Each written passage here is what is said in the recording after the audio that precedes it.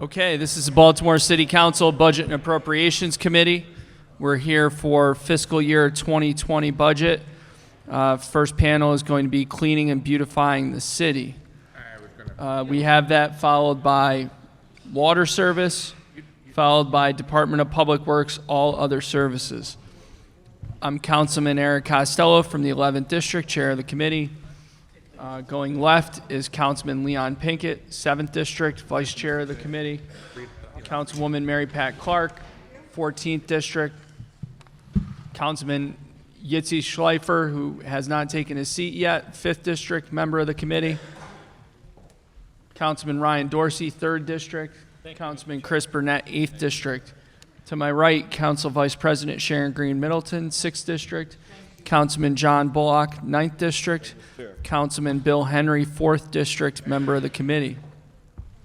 To my immediate right is Marguerite Curran, staff to the committee. Rebecca Tabb is in the back, Office of the Council President, Brandon Scott. Jeff Amoros is representing Mayor Jack Young. Thank you, Mr. Chair. Waiting for you, Councilman. I'm trying to encourage the young man to come sit in the spinning chair next to his mother. You want the spinning chair, buddy? No. All right. This isn't on TV, don't worry. Wink, wink. Sometimes the spinning chair is the best part of the job, guy. All right. So, colleagues, what we're going to do is we have cleaning and beautifying the city first. We have Environmental Control Board and BCRP Horticulture. Who's here from, is Mr. Deal here? Or Mr. Vondrasek? Awesome. Could you two please grab a hot seat up front so you're next to a microphone? Thank you so much. What we're going to do is we're going to have a presentation of the slides from each of the agencies. We'll start with ECB, then we'll go to Rec and Parks, and then we'll go to Public Works. If there are any questions for Public Works that are outside of the scope of solid waste, colleagues, I'm asking that we hold those questions until the two subsequent sessions. If you have any questions whatsoever on composting or recycling, there's a printout with 9 questions which DPW provided written answers for. I would ask that we not ask these questions. If you ask one of these questions, I'm going to ask you to move on to the next question unless you need clarification. I know one of our colleagues needs clarification on answer number 9. So with that, ECB, take it away. You can sit there if that's whatever you prefer. It doesn't matter to me either. Thank you, Chairman. Oh, and last thing, I'm sorry, Rebecca. For Rec and Parks and ECB, if you could keep your presentation to about no more than 5 minutes. Mr. Chalmers, Director Chow for DPW, if you could please keep it in the 10 to 15 minute range. Please and thank you. Ready? Thank you. I'm Rebecca Woods. I'm the Executive Director of the Environmental Control Board. Thank you, Chairman and members of the committee. The Environmental Control Board is responsible for adjudicating citations that are issued by other city agencies that address health, safety, and quality of life issues. The goal of the agency is to change behavior and to encourage residents to remain in compliance with the requirements of the Baltimore City Code through our hearing process. The ECB also has Be More Beautiful, which is a program that's an alternative method to encourage behavior change. It's a city-led peer-to-peer beautification program that's currently active in 47 neighborhoods. And under the Be More Beautiful program, we have the Carolot Grant program, and we have the Say Yes program, which is a youth environmental stewards program that provides stipends to youth participants to participate in beautification projects within their own community. Bob, do you have the slide changer? Hang on one second. Jeff? Oh, never mind. Okay. Our major budget items listed on the slide, the recommended funding is going to stay at the current level of service, and then the budget also includes $250,000 in unallocated state grants, which allows us to start applying for more grants. In the previous years, we've applied for grants on behalf of other agencies. We received a $500,000 grant from the state on behalf of DPW 2 years ago, and so we anticipate applying on our own for some of the similar grants that address beautification. And that's all I had by way of presentation. Thank you, Mr. Vondrasek. Or do you guys even have a slide for this or no? Mr. Chairman, I'm not quite sure. I don't know who's controlling the audio visuals, but Melissa Grimm, our chief horticulturist, can give you a brief overview of the horticulture division, and then we're happy to take any questions. Perfect. Ms. All Graham? right, good afternoon. I'm Melissa Grimm, the chief horticulturist. We operate the 2 public gardens, Silburn Arboretum and the Rawlings Conservatory. We also manage the city farms program throughout the city. We also maintain the flower beds out in front of this building, a couple other small areas of plantings in front of other buildings. That's about it. Great. Bill, anything else to add? No, I would just add that Melissa and her team have done a great job shifting a lot of the funding for the division from general fund to earn revenue with money that she makes hosting events both at the conservatory and at Silburn Arboretum. Thank you. Succinct. That was excellent. Appreciate it. Mr. Chalmers or Director Chow?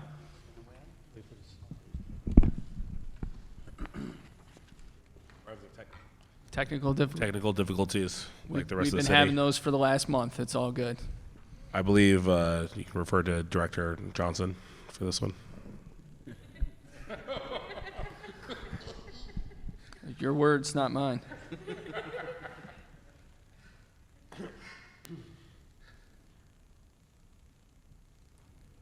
Okay, thank you very much. Good evening. My name is Rudy Chow. I'm the Public Works Director. Mr. Chalmers, the Bureau Head, will be helping me in terms of filling any kind of questions that I might need some support and help with. So let me get started. So service 661, I mean 660, is basically the solid waste administration. The budget is pretty much in line with what we had in previous year. And if we go to the next slide. So service area 661, this program is basically for the public rights of way cleaning and maintaining the cleanliness of the city in the rights of way area. The recommended budget is $26,538,380.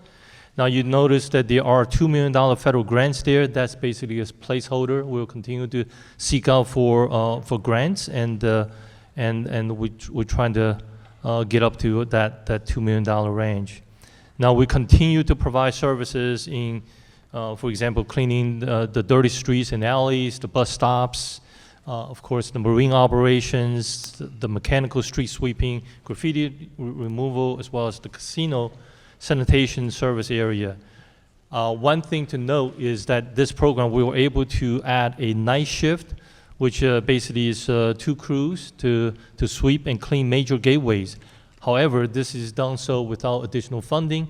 So in other words, that we shifted the resources for the daytime operations and allocated 2 crews to the night operation to cleaning the gateway area. For service area 662, this is the program that basically supports the vacant, abandoned properties, cleanings and boarding services, and mowing vacant lots and rat abatement. Now, you'll notice that the number of citation in terms of the rat abatements, SRs, are declining, and I will accredit that to the proactive rat abatement program that we have instituted going back a couple years ago. Now we are working with HABC under the HEAL campaign program to basically through the CDBG fund to allow Bureau of Solid Waste to proactively bait 21 public housing communities, and it's working out really, really well. This is something that I think HABC and DPW is working collaboratively and to provide a better community for the public housing. The FY18, in terms of the performance metrics, the effectiveness of the cleaning and boarding requests, the close on time decreased due to additional VRIs, where we are shifting crews over there to focus on the VRIs areas. For 663 service area, This is basically for waste removal and recycling, providing the mixed refuse as well as recycling collections. The budget is $31 million in change. For service area 664, this is the waste reuse as well as disposal, providing funding to, of course, manage the Quarantine Road landfill and the Northwest Transfer Station. And you notice in there that on the major budget item, there is about $5.6 million that's set aside basically for the landfill expansion. As we beginning to looking at our current landfill running out of capacity by 2026. Of course, that's projection is based on assuming Briscoe stay in operation with Briscoe out of service. Likely, we're talking about 2023, at least that's our projection. So we are actively pursuing that landfill expansion application through the state Maryland Department of Environment. The budget for recycling has increased. You notice that the additional $1 million, that's due to, as we all know, previously we were able to actually get revenue by doing recycling, but now because the market international has changed, and we're actually spending about $1 million to dispose of the recyclables. That pretty much cover all the slides. Thank you very much, Director. So just a couple reminders for our colleagues. Number one, if you have a question on recycling or composting, please refer to the printed document that Matt and or Marguerite just handed out. I want to avoid asking any duplicative questions. We already have written responses to those questions, unless it is a question for clarification. In addition, we know that DPW is undergoing a solid waste master plan. While the director is able to talk about what the master plan is looking at, he has made it clear on several occasions that they're not going to discuss what the findings are at this point. So I just want everyone to be on the same page about that in terms of reasonable expectations for responses from the director on the solid waste plan. Is everyone good with that? It is what it is. So with that, Rebecca, was your agency impacted by the cybersecurity incident? Yes, it was. We're not holding hearings. We had to cancel 2 weeks worth of hearings, and we haven't started scheduling again, so it'll put us back about a month of hearings. Are you back online with email? Not at all. When was the first time you heard from the CIO or BCIT after the incident on May 6th? And no, I didn't hear directly from. Okay. So it's safe to assume you've not received any guidance on how to get email restored through Gmail accounts? We are using a Gmail account. We set up a Gmail account, one for the agency to use. I haven't received any guidance. And you did that on your own? Yes. Thank you. Bill, Rec and Parks, same questions. How were we impacted by the cyber attack? When were you first, I know you guys were impacted because we're still using Gmails.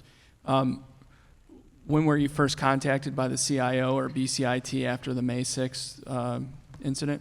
I'd have to punt that one to the director. I know that Director Moore was coming down to meetings almost daily on it, so I think he was looped in pretty quickly, as was our head of IT, Justin King. We have, Rec and Parks is coming back in either tomorrow or Friday, right? We're back in tomorrow at 11 in the morning, yeah. I'll save those questions for tomorrow then. Okay. Okay.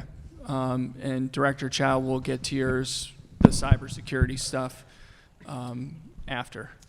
Oh, Yeah, we'll deal with that when it's just DPW. I don't want everyone else to suffer through the same answers we've gotten from every agency. Councilman Pinkett?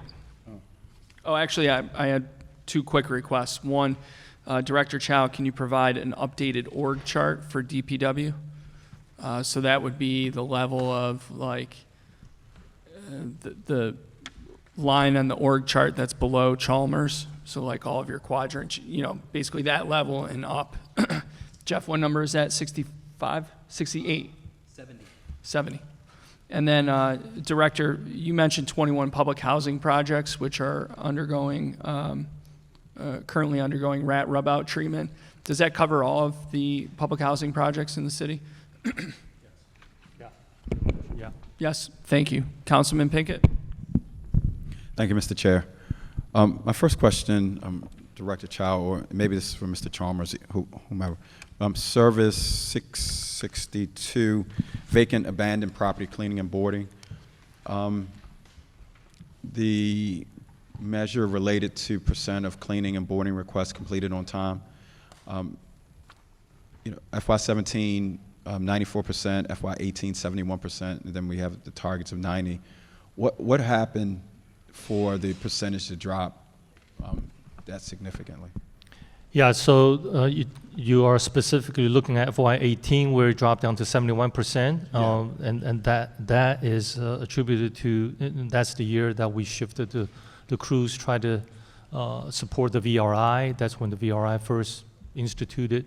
So we shifted some crews in that direction. So in essence, we weren't able to keep up at the high rate of boardings and so on and all that due to staff shortage. So are we saying, because VRIs haven't gone away, right? We still have VRIs, right? So are we saying that we're going to expect to hit 71% for the unforeseeable future? Any idea what the current year looks like? I mean, is that the new norm? Because that looks like the new norm. Yes, it looks like it's going to be the new. I'm sorry, get the mic. Good afternoon, everyone. John Chalmers, Bureau Head for the Department of Public Works, Bureau of Solid Waste. Yes, that's going to be the new norm. Keep in mind, back in FY18, there were only 5 dedicated VRI areas. We're now managing 8 VRI areas. And again, this is all performed without any additional resources, so it has had a pull on the operation. I don't know if this is a question. I mean, that can't be the new norm. I mean, 71%, well, 71% and even lower, you know, now that VRI is expanding even further, it can't be the acceptable percentage as it relates to, you know, that particular category of cleaning and boarding requests, right? I mean, I'm not crazy, right? Well, we certainly would like to have higher percentages. I mean, right? but we've got to have higher percentages, right?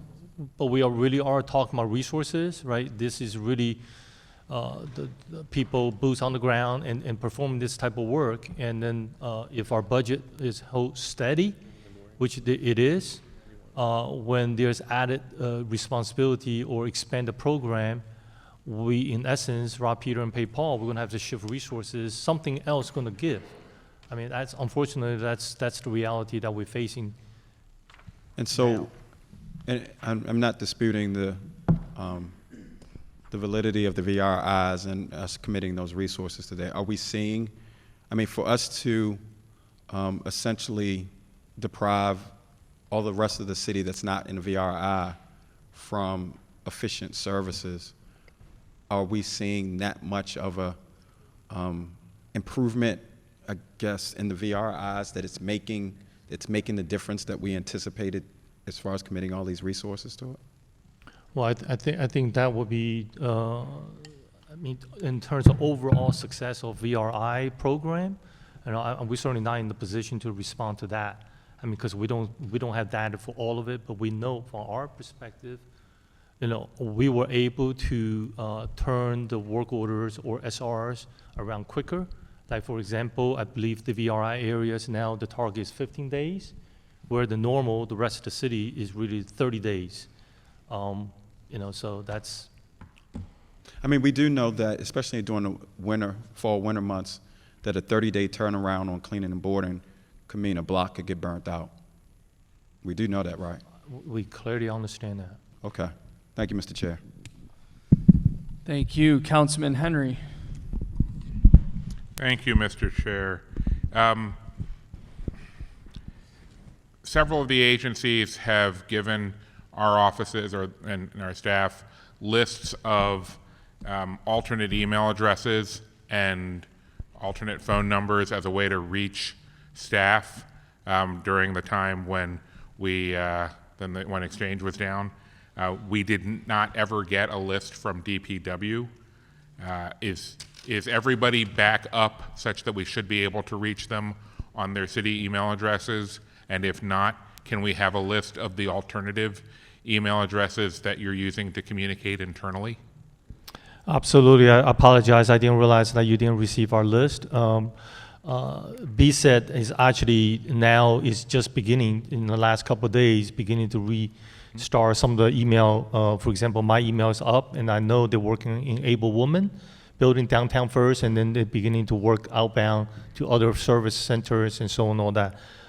So some of us has our city email back, and the majority of our staff is still on Gmail, but we can certainly provide that list to you. Thank you. Councilman, Director, is that something, Marcia, is that something you can get to us tonight or first thing tomorrow morning? Yeah, first thing tomorrow Just because morning that we deals can- with constituent services, that's a top priority for us. Jeff, you got that? Thank you. And that's for, again, that same level that's on the org chart, 30 or 40 people in the agency that we need to go to get stuff done. Whoever heads up rat rub out now, graffiti removal. Thank you. Okay. Well, now we can see each other directly. My second question is, I don't know if this is just a coincidence or if it is somehow connected, but since the ransomware attack, the public cans on York Road don't seem to be getting their second collection each day the way the gateways are supposed to. And we've had numerous times when the solar cans, the big bellies, have been overflowing. I think they're supposed to be good for 2.5 weeks, but they're not lasting for anything close to that, and so they're overfilling. Can we get, if we are getting 2 times, then that is collection a day. That's not enough, and if we're not getting 2 times, then we need to get it. Well, first of all, for the solar can, because it compacts, but at the same time, we didn't set a so-called set in terms of time frame when we go out, because these cans are supposed to be able to tell us in the fullness of the can, so therefore we can sort of schedule them into the routes. So if certain cans are filling up faster than others, we should be visiting that can accordingly. So we will certainly check into why that is overflowing. Those cans are emptied by the same guys collecting the regular That's quarter correct. cans, right? That's correct. So, the reason I'm asking is because Can you guys commit to fix that? Okay. We'll check into it. Like, again, solar cans should not be overflowing, but we will check into why that is the case. Is the can stop signaling us or what?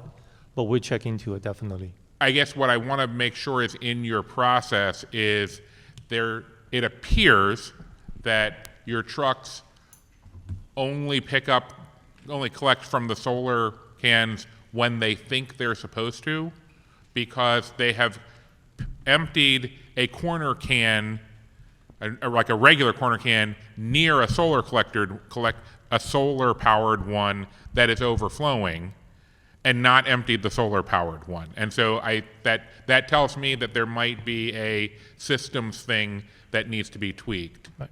So we'll check into it, see if there's a system function. Okay. And then the last question That was 2. Oh, I'm gonna we're doing 2? Yep. Okay. I'm gonna circle back with you. Burnett? Thank you, Mr. Chair. Burnett? Thank you, Mr. Chair.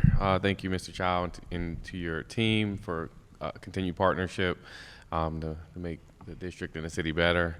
As most of the time I'm in these hearings, I want to talk a little bit about property maintenance, vacant property maintenance, specifically mowing, as my staff has deemed high grass and weed season is upon us. And I just, been here 2.5 years. I know that there's been a change in strategy in that time period to focus on city-owned properties for mowing and cleaning, which I totally understand, and I'll say that Mr. Chalmers and his team are great and very responsive.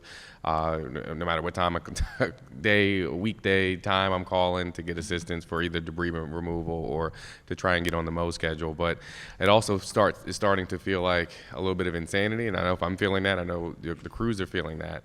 And just that we continue with this cycle of every year never really being able to keep up with the volume of requests for city-owned or vacant properties that require city intervention, which I think numbers are floating around 16,000 or so. I don't know how many the actual numbers that you guys are doing on a year-to-year basis, but can you speak to the agencies sort of looking at best practices in other places? And I'll give an example. I started digging into what other cities are doing.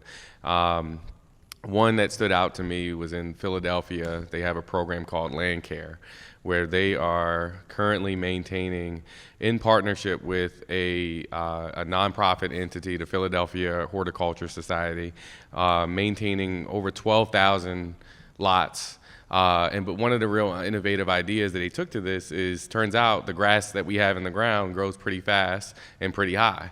So on all of these properties, they have removed the grass and replaced it with cloves, which don't grow very high.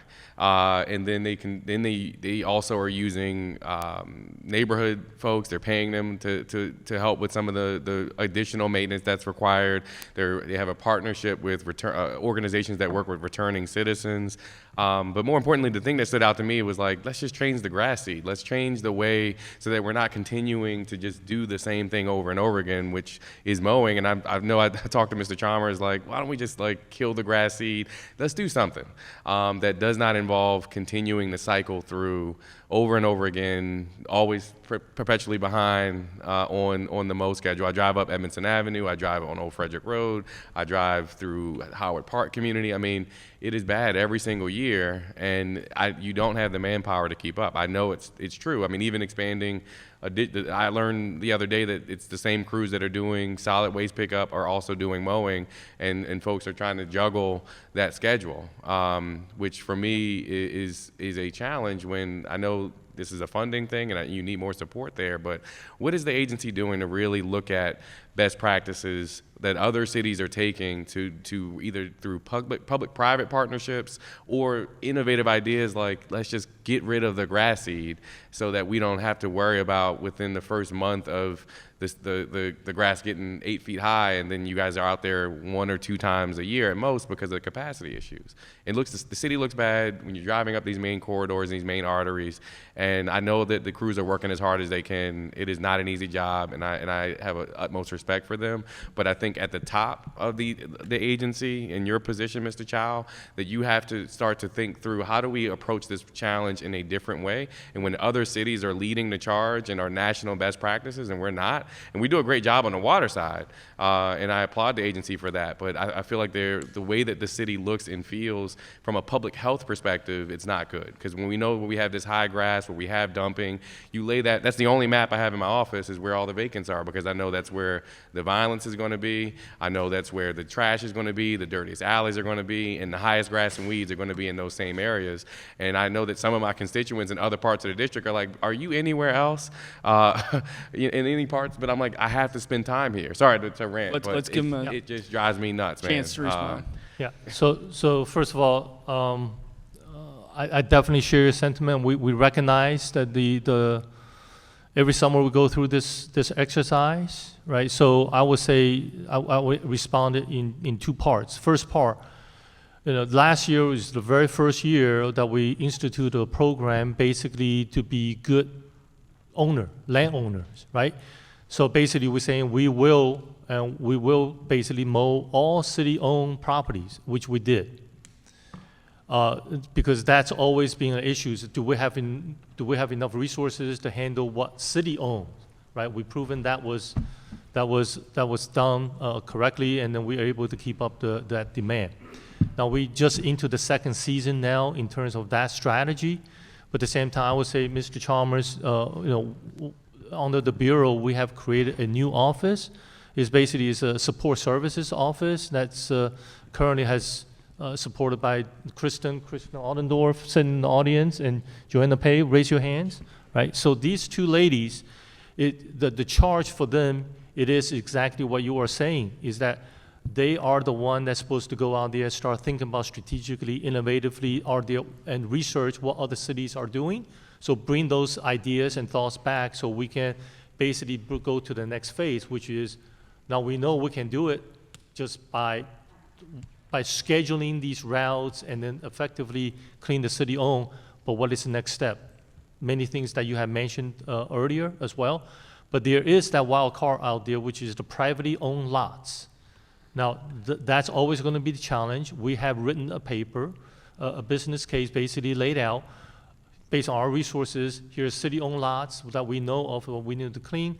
Historically, we know how many times we had to go on there and clean private lots, which we don't have resources for. We laid out how much money, how much resources that's going to take to basically handle all those private lots so they are in the same good condition just like the city-owned. Obviously, funding is an issue. We don't have enough funding nearly to handle the private lots. That's why, so as you're driving down the streets, I guarantee you that the city-owned lots will be taken care of, but private lots, unfortunately, is based on resources availability. Right, but what I'm glad to hear, and I'm looking forward to new strategies, because from what it appears to me, when I'm looking at what other cities are doing, where they're literally changing the grass seed so it just doesn't grow as high, will free up your resources to handle the private lots with the same capacity that you have now.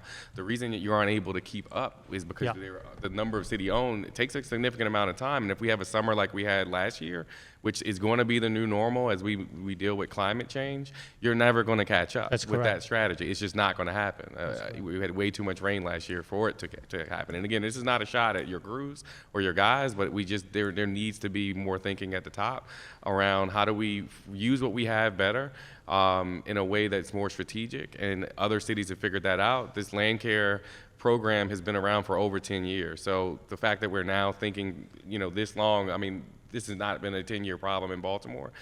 We've lost 300,000 people over the last 30, so I know that the scale and scope has to have gone up every single year for your agency, yet now we're saying there's a new department to look at this a different way, and I'm happy to hear that. I don't want to undermine that, but what I am saying is that I hope that is dealt with expediently and that new ideas are brought to this body on how to address this concern, because we spend an inordinate amount, I know my colleagues spend an inordinate amount of time dealing with high grass and weed complaints, and I know for citizens, it's frustrating to deal with, and I get it. Prioritize the city-owned ones, but for those city-owned ones, that's where we need to go into the lab and develop new ideas for those so that you are freeing up resources to handle the private ones. And while we work with housing and code enforcement and environmental control board to hold those property owners accountable, we have to do a better job as well, because the city cannot continue to look this way, and we cannot continue to spend so much time. And I'll stop there, Mr. Chair. We don't disagree. We're not going to try to reinvent. We know there's a lot of lessons out there learned,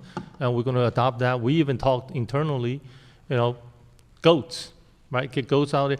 But so in other words, what I'm laying out is that what you just described is my expectation. That's the reason why we're standing up that office, is to get these things beginning to flow. It's just like you said, we can't continue to keep doing the same thing we've been doing the last 30 years and expecting a different outcome. We got to do something different to get a different outcome, and that is my expectation. You can pilot the goats in my district if you need to, sir. Thank you. We'll bring some goats over there. Please do. Thank you. Thank you. We've been joined by Council President Brandon Scott and Councilwoman. Thought we were joined by her. My apologies. Council President Scott. Thank you. Thank you, Mr. Chair. Mr. Child, thank you for being here. Mr. Child, as you know, we are currently in the first year of implementation of my equity assessment legislation, and I'd like to gauge your agency's progress thus far. Has your agency identified an equity coordinator, and if so, who's this person? Yeah, we actually has hired an equity officer or coordinator, you want to call it. And this person has been what I call a fierce community person that's challenging us in terms of trying to get us to do things and look at things differently. Child, So, we're gonna be here a long time tonight. Yeah, Who's the okay. person? Linda Batts. Thank you. And does Mrs. Batts, Mrs. Batts, report directly to you? That's the intent. I mean, because that's what the law says has to be. Sure. Thank you. Has the agency held or scheduled any trainings for your department on equity and inclusion? Well, Department of Planning, as you know, is sort of the coordinating all those trainings, so we are working with them on that. So just a correction, planning is not coordinating for you. You, as an independent agency, you're also supposed to arrange trainings for the agency yourself. And also, has your department conducted a baseline analysis of the equity impacts of the agency's existing and proposed actions, like your operations? Yeah, well, I would say there are a number of activities or initiatives that we are working on that is very much equity related, right? Looking at construction, engineering, where we actually replacing water mains and so on, all that.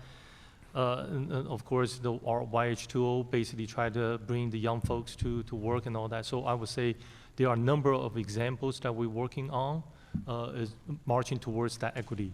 So, Ms. Chow, a couple things. One, I want to thank you for being an agency that has hired a coordinator. That makes you ahead of most of the agencies that we've heard from over the last few days. I would like to implore you to implement the training and the scheduling of those trainings, but also just remind that the law is not about particular programs. Mm-hmm. Everything that Right. DPW does, and that baseline analysis is due to the council on October the 17th of this year. So time is of the essence. Absolutely, thank you. My next question in reference to solid waste is, excuse me. So in fiscal year 18, it says DPW swept 110,000 miles of streets. How many miles of streets are actually in the city that can be swept? And once DPW's street cleaners have completed an entire cycle of sweeping, how many of these street miles that could be swept will be swept? Total. City Council President, there are 90 square miles in the city, but I don't have the exact numbers that you're looking for. In the Central District, as you know, we just implemented the mechanical street sweeping sign installation. So you saw a dip in the actual miles swept this year because we had to cancel some of those routes due to the implementation. Is not to confuse folks.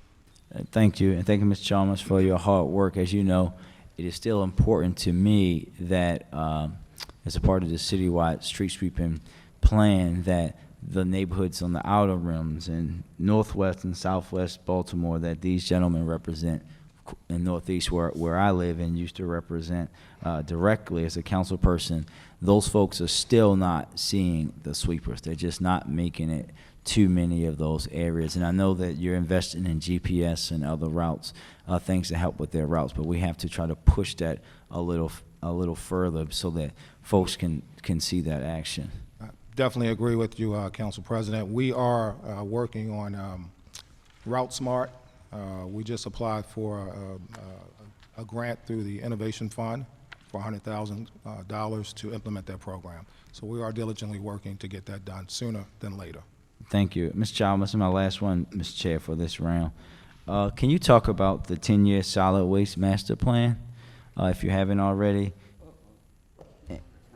Mr. President, I'm asking all colleagues to keep in mind that Director Chow, while he can talk about the plan, isn't going to be discussing any of the preliminary findings. Oh, well, I'm not asking about that at all, Mr. Chair. Yes, sir. Are you expecting that plan to do a few things? One, give you concrete recommendations on actions to take, but also we've seen far too many times in the past with city agencies, not just DPW, police department, for example, comes to mind this way, hire consultants to do a plan, and then that plan says, hey, you need to hire more consultants. Are you expecting the plan to be something like that, or just have concrete results? And how much are we paying the consultants that are doing this plan?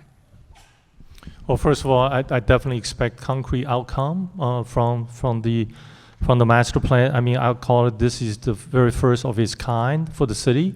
You know, that I don't believe that a 30-year master plan was ever done in the past. So there's a very high expectation in terms of what the outcome is going to be, and we're certainly expecting concrete options for us to talk about as a city, and ultimately selecting what we want to move forward on that. The exact dollar amount, I can certainly provide that information to you. Mr. Sinemaid, Mr. Ramos, do you guys know how much we're paying the consultants? No, I don't know offhand, but we can No, work with DPW. that contract was done through the Northeast Waste Authority, so I'll get you the exact dollar figure. And can we track that down before you guys leave here tonight? I mean, you're going to be here for Can do that. three more hours. Can you tell us, Director Chow, when the council can be expected to be provided with a copy, when the plan think it'll be done?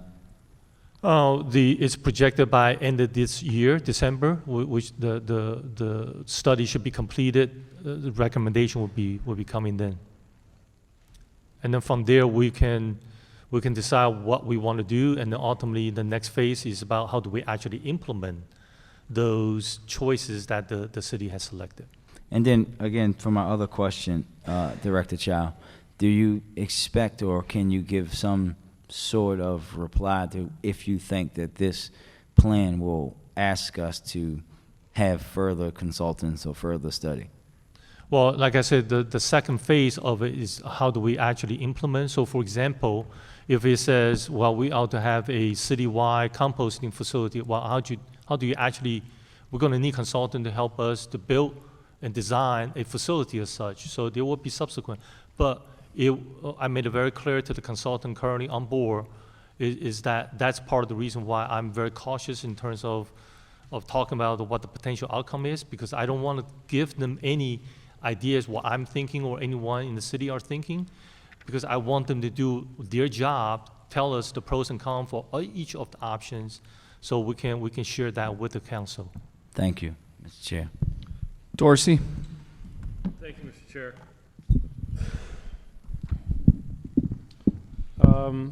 So I got two questions that follow up on questions I asked last year in the budget hearings. One is about the state of CDL driver hiring. We've faced some challenges in hiring CDL drivers, and I think somebody on my behalf asked about this last night with DOT. Similar challenges exist there, but my understanding is we have a difficult time competitively paying CDL drivers, and that this limits our ability to attract and retain them into city employment. And this impacts, my understanding with DPW is things like our ability to transport full cans of solid waste from places like Sisson Street and Bowley's Lane to Quarantine Road. And this impacts citizens' ability to easily, legally dump in the ways that we want them to. Have we seen any improvements, or what are we doing to see improvements in our hiring of CDL drivers? So for CDL is definitely one of our major challenge, as you stated, is that one, the pay for CDL driver is lower than the surrounding area. But I would say between last year and this year, a study has been completed, and I believe HR and budget has the projected so-called cost or the price tag that will upgrade those CDL classifications. So we will be competitive with that. And I will yield to Mr. Sanemi in terms of how we pay for that.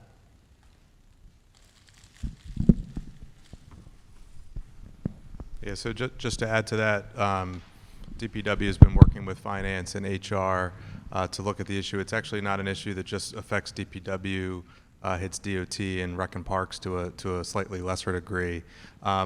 we are just finalizing the study, and now we're trying to figure out, how much or what should we do on pay there and how we can potentially offset those costs. There's nothing in the fiscal 20 budget at the moment to upgrade the salaries. We're trying to look at ways we can potentially offset the cost in those agencies, either by less overtime or abolishing vacant positions or other options to help offset the cost.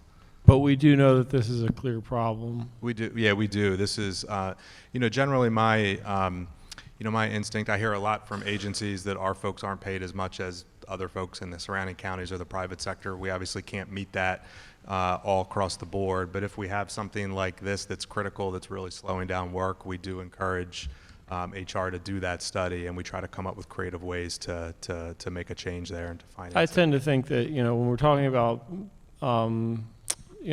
professional level positions, particularly like appointment level positions within the bureaucracy of the government, that, it's, we say that we don't pay as well as the private sector, that people could go into the private sector, and yet we see talented people wanting to come to work for the city, and still earn a decent living. But when it comes to these kind of positions, we're really talking about comparatively low earners, and that we know that increasing those salaries is really all that we need to do to be able to attract that. And so I would just say to my colleagues here, we knew that this was an issue last year. We probably knew it was the year before that. And I hope that we can push to get these salaries increased so that we can actually hire these CDL drivers, because we have to be able to transport the trash, or else we're going to continue to see people dumping illegally when we continue to make it too difficult for them to dump legally. Councilman Pinkett has a quick follow-up on that question, and then I'll get right back to you, sir. Thank you. Thank you, Mr. Chair. Earlier this year, DPW stood with Baltimore City Community College and an organization called Lazarus Wright that focuses specifically on training individuals in CDL, ex-offenders and others. Myself and Councilman Slifer, we were actually at a graduation of about 30 individuals who had received CDL licenses. Can you give me an update? And part of that, a key piece of that, and the reason why we were so adamant about the partnership was that this would be a pipeline of drivers who would be ready for DPW, DOT, or whomever. Can you give me an update on where the status of the MOU that was supposed to be in place with BCCC and Lazarus Wright, so that we could have a ready pipeline of CDL drivers? That was the critical piece that made this process unique, was to have the partnership with the city. And is the MOU complete? I believe I was just informed that there has been a letter of agreement, and I would say, this department continue to stand firm in terms of supporting that program, because we know how important that pipeline or CDL driver is to us. But then at the same time, the reality that we face is that CDL driver comes in and they may work in very short duration, and then they very quickly realize they can go somewhere else, get 30% bump in salary. I mean, they're gone. So we right back to where we started from. I don't disagree, but I'm just saying that immediate need could be filled immediately. Sure. Thank you, Mr. Chair. Councilman Dorsey, before you go, does anyone have questions for the ECB or Rec and Parks? Otherwise, I'd like to send them home. Yes. Who has questions for ECB and Parks? Councilman Burnett. I do. You have, and Dorsey, you do too? Yeah. All right, Dorsey, and then Burnett, and then Sneed, and then we'll send them home. I have, so this question is kind of both for Rec and Parks and for DPW regarding forest health. One of the things I've become kind of intrigued by and interested in addressing over the last year is the detriment of the deer population that's really exploded here and regionally in recent years. We allow for hunting at all of the reservoir sites, Liberty and Loch Raven and Pretty Boy, but not at any of the city parks. And there's a migratory kind of movement of deer that go between these sites. So even if we are controlling the population in those other places outside of the city, if they're moving into the city and breeding here, and just going back there year over year, we're not making a dent year over year in the control of the population, and things like what do you call it, sterilization are exorbitantly expensive and don't really have any track record of success except for in extremely controlled environments like on islands. But so obviously that's not really a thing here. But I just want to know, I guess my question is really about the condition of the forest health, both in rec and parks, because forest is a great asset to just city life, and to rec and parks because this is absolutely critical. The forest at our reservoir areas is the most important part of our, kind of our front line of source water protection into our reservoirs.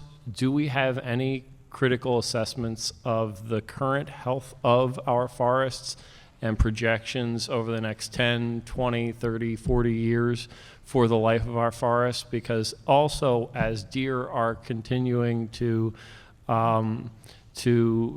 stifle new regeneration of trees, there's no stifling of also invasive species, and these two work together for like kind of a double whammy on the health and the regeneration of our forests. Do we have any kind of critical assessment of the current state of health of our forests and projections over however many next decades and what we've got to do to be in a healthy state? And that's a question both for rec and parks, for city parks, and DPW for the state of the reservoirs. Councilman Dorsey, Recreation and Parks did a forest management plan for Gwynns Falls Leakin Park, and we did study the health of the forest, and I can share that with you. I believe the Department of Natural Resources, Maryland DNR, I don't know if they've looked at our watersheds or not, but there's a lot of, they've looked at places. I believe they have looked at our watersheds, but I'm not sure. But it doesn't take a scientific survey to say what you just said. I mean, the browse pressure is tremendous. New growth is not allowed to come up. The forests are in probably poor condition compared to somewhere that had a healthy deer population. The number per acre. I mean, I think we're kind of off the charts from that point of view. I actually think it would be very interesting to engage whichever agencies need to be engaged, the environmental police, the Baltimore police, and if we could even consider having hunts in the city.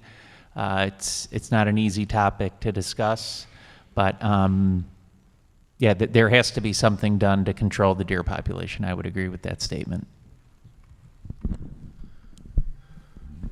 Burnett? No. Oh, I'm sorry. Yeah, certainly. I mean, the city-owned reservoirs out in the county, the 3 reservoirs, we do have managed the deer hunt on the annual basis, just to try to maintain the population in check. So there is a program out there. But do you have any assessment of the actual health of the forest and the projection for what I can only imagine is a projection of decline in health of the forest, because we're not controlling the deer population. We're keeping it from exploding even further, but it's at an unhealthily high level. So even if we're controlling it to whatever degree the hunting can control it year over year, it's still at an unhealthy state. There's still a lack of regeneration to the forest because the new trees are not growing. And so I need to know if DPW has any projections and understanding of what the cost of that is going to be to us, because that is our line of defense for source water protection. Yes, if you will allow us to go back and put something together for you and then send it to you in the form of a written response. Okay. Jeff, you got that? Burnett?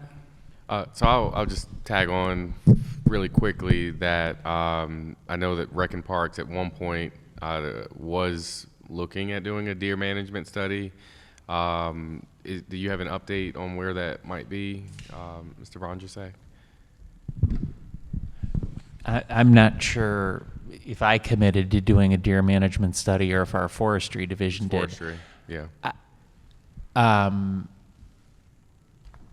We haven't done one. I mean, I'm not going to beat around the bush. So my understanding, and we can certainly, when we get the written responses, I guess it is appropriate to Councilman, pull in. we'll have arborists in here tomorrow at Yeah. Okay. 11 o'clock, I think. Okay. FYI. All right. Yeah, I mean, there's funding for it. It was a part of the omnibus agreement with the BG&E pipeline. That was something I advocated to get into the agreement with the franchise ordinance, and there'll be an amendment done at some point this month to the omnibus agreement to fund deer management study. I'm not sure if that's exclusive to Gwynns Falls Lincoln Park, but I'm sure any strategy that comes out of that would be regional. And my guess is we should get together with Eric Deal, yourself, and someone from DBW to have this conversation. And I guess Councilman Dorsey would like to be a part of that as well. Sure. Because representing most of Gwynns Falls Lincoln Park, along with Councilman Pinkett, Councilman Middleton, I know I get calls about deer all the time, especially for people who live in or around the park. My dog got Lyme disease and almost died. That was particularly sad at the time. She's recovering. But we know that there's a health impact for water and for the animals and the wildlife in the park. So it's something that we should continue to talk about. But I do know there's funding coming for that. I did have one question. Thank you. Environmental Control Board. It was more of a statement. I just wanted to thank your office for the amazing partnership with the Be More Beautiful campaign. We've gotten over 200 of my constituents cleaning supplies, and I guess when city buys back up, I promise you I have a big order coming. So I just wanted to shout out that program. And for those who don't know, if you want to talk a little bit about the Be More Bright or Be More Beautiful program. I know some of my colleagues have reached out after seeing some of my social media posts about it.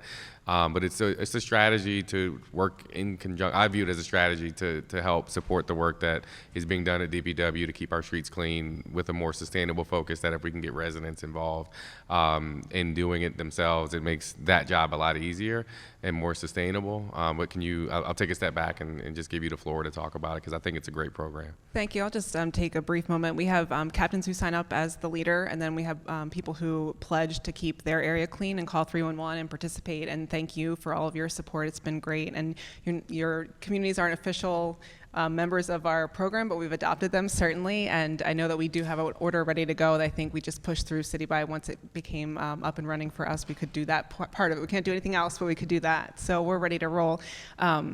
I think the other exciting part is the Care Lot program, and we touched on this a little bit before about what can we do to engage residents to take care of some of the lots that become problems and that DPW keep adding to their roles. So we have 570 lots this year, this growth season, that are going to be maintained by community members, and they receive stipends through, grant money through Be More Beautiful to care for those lots. And I think you have some communities in that program as well. So it's more about engaging and getting the residents involved as well, and getting them the support that they need so they don't feel like they're out there alone cleaning up. So thank you so much for your support. Okay. Thank you, Mr. Chair. And I guess if you want to, Thank you. the hostages go. Any other questions besides Sneed? Any other questions for ECB or Rec and Parks? All right, Councilwoman Sneed. Thank you. Hi, Rebecca. Thank you for all the work you do in my community, with especially care in McElderry Park, in Bojack Park. Is there a possibility to add more? Do you need more money to do more in the communities? Is that what it is? Because we're kind of scared that the Be More Beautiful grant is going to go away and we will not have the money. So that's what Ms. Gross, Mr. Rocky, everyone says, hey, will we have this money for a couple of years from now? We have it built into our budget proposal for this year, so we're hoping it doesn't go anywhere, certainly. I think eventually in the future we'd like to grow it if there's funds available. I know that we do have a lot of commitment in your district, and thank you for your support as well. I certainly can't pledge that money is going to be there, but that's what's in our proposal this year, and we hope that it doesn't go anywhere. And when we do for the Environmental Control Board, people who do get citations, do we then bridge them to, hey, here's a program that's helping in Baltimore City, this is what we need to do as well? Is there a bridge to people who aren't great neighbors? It's limited. It depends on the hearing officer, but they're aware of our programs, and we certainly put that out there. We have literature all throughout our lobby. We are really proud of a lot of the pictures that we have, and so Natasha Neal, who's the community liaison, has those posted all throughout our lobby to kind of engage in that conversation. So we get a lot of questions. Natasha engages with a lot of the residents that come in. We use our diversions to help link to communities, so particularly for illegal dumping. If it's a first-time offense and it's one that is your belongings are found on the street, not one that's caught on camera, it's a truck that pulls up and dumps a bunch of stuff, but somebody who a piece of mail is found in the bag and they're cited for illegal dumping, we're connecting them with community service through the same program that the court system uses, and we're linking them within their own community to do cleanups so that they can connect the dots between this is what's going on in my community, this is how it's impacting my community, and we're linking them with Be More Beautiful programs that are groups that are already active to do cleanups. So we're trying to use the hearing process to connect the dots for the behavior change, but I will certainly go back and reinforce with my hearing officers if they can identify locations and we're active to try to connect them to residents who are ready to take that on. I think that's a good idea. And are we keeping track of, are we collecting the data for the previous program of what you just mentioned of, I'm sorry, I'm losing my train of thought here, but are we collecting the data, the numbers of how many people we have helped through the program? We have the number of people who are signing to agree to the pledge to keep their area clean. It's at 1,300 right now. It's jumping pretty quickly, especially with Councilman Burnett's support in his district. Those are the numbers that we're tracking. We track the number of bags that are collected in cleanups and things like that, so that we're getting an idea of what the groups are actually doing. But the overall goal is for city government to kind of take a step back as we can and let the residents really take control over what they're doing in their community. They don't check in with us to say we're doing this and this and this as any kind of requirement. It's more of when a problem comes up and they can't get in touch with the person they need, or a problem comes up and it's not getting responded quickly enough through 311, that's when they reach back out to us if they're well established. Like with Mr. Rocky, when he has an issue, he picks up the phone right away and calls Natasha and we get it sorted out for him. But he takes the absolute control in his community, and he's not always telling us everything he's doing. We're just there to support when he really needs our assistance. And the folks that are getting the fines, they walk into your office, are we keeping track of them who walk out to say, hey, I'm changing my attitude, I want to get other people involved? Not in a formalized way. I think maybe there's things that I could probably do to change that a little bit. I mean, more of what my focus has been is the conversation that's happening within that hearing room of here's why you were cited, here's why it's important that you do the things you're supposed to do, you know, the policy explanation behind it, the education. As far as linking that directly to Be More Beautiful, we haven't taken that next step, and more of that is just being cautious of growth. We want to make sure that we're able to maintain the size of the program. It's myself and one community liaison, and then I'm focused on the function of ECB as well. So we want to make sure that it doesn't get too big too fast, where we're not able to give the residents the attention that they need. But I do think that's just a great way to hook them in while they're already in there. You got a violation, like a great way to grab their attention. I agree with you. I'm going to focus on that moving forward. Thank you. Thank you. Director Chow, I know you have a quick update for Council President Scott, and then we'll get over to Councilman Schleifer so we can send ECB and BCRP home. Sure. Council President, the master plan, the price, we are paying $480,000 for that study, and that is actually being paid via the city's dues to the Northeast Authority. So basically putting those money to work. Schleifer? Yeah, so I also want to thank you, Director Woods, for that program. I'm not sure if you're aware, but we did a regional cleanup in a creek that borders the city and the county.